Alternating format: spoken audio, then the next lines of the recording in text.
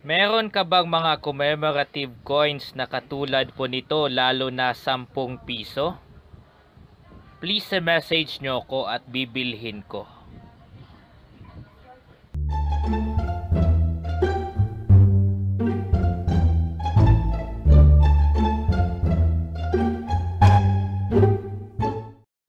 Error coin mga ka-Vertusio, ang logo ay dapat 1993 ang nandito pero nakita nyo naman date of issuance yan. Dito sa likod kung saan yung tao na dapat date of issuance ang nakikita, nandito ang 1993.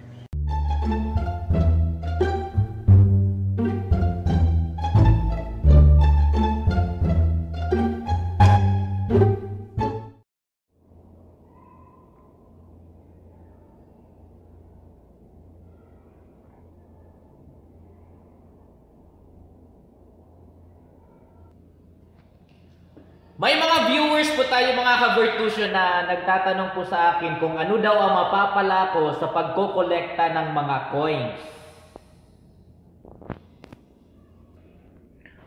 At ang sagot ko mga ka-Vertusio ay simple, yayaman ako dahil sa mga coins na ito. Hindi dahil sa face value ng coins na meron ako at hawak ko, kundi sa presyo ng subastahan po nito at sa demand ng mga kolektor na naghahanap po nito. At isa pa, nakaka-addict mangolekta ng coins. Totoo po yan mga ka-Vertusio, nakaka-addict!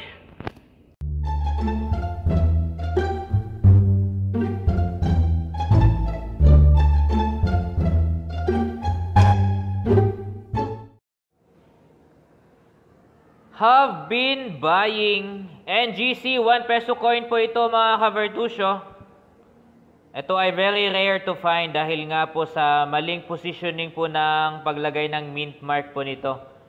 Ang usual kasi or ang common na release na NGC 1 peso coin na meron po tayo, yung mint mark po nito ay nasa katabi ng pangalan ni Jose Rizal. Dito po dapat yun sa ibaba. Sa ibaba po. Ito ay upper mint mark. Very rare to find po ito mga ka-Vertusio. Error coin din po ito. Ang error po dito, upper mint mark. Mataas ang paglagay ng mint mark instead na dito sa ibaba at kapantay ng pangalang Dr. Rizal.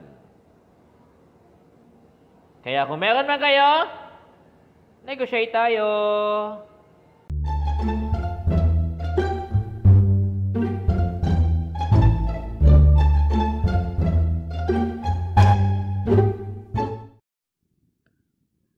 Mahal daw ito mga ka-Vertusio. Ang tanong, magkano? Mga numista po dyan, magkano po ito? General Artemio Ricarte, magkano po ito?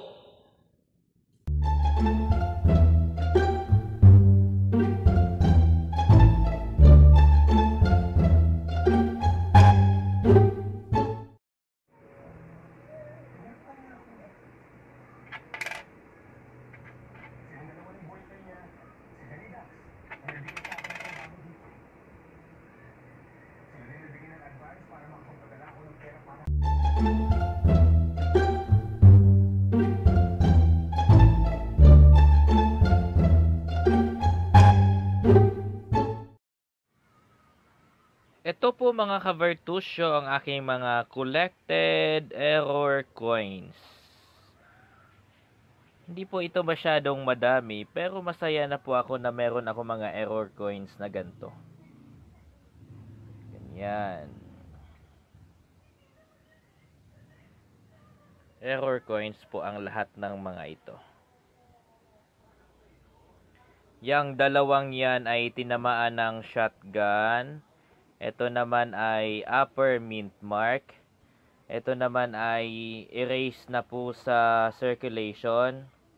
Same din po dito sa nonagonal coin. Erase na po ito sa circulation. Ito naman wasak po ang mukha ni Andres Bonifacio. Yan, baligtad po ang frame. Ito naman ay malabo na. So ito ang mga collected error coins.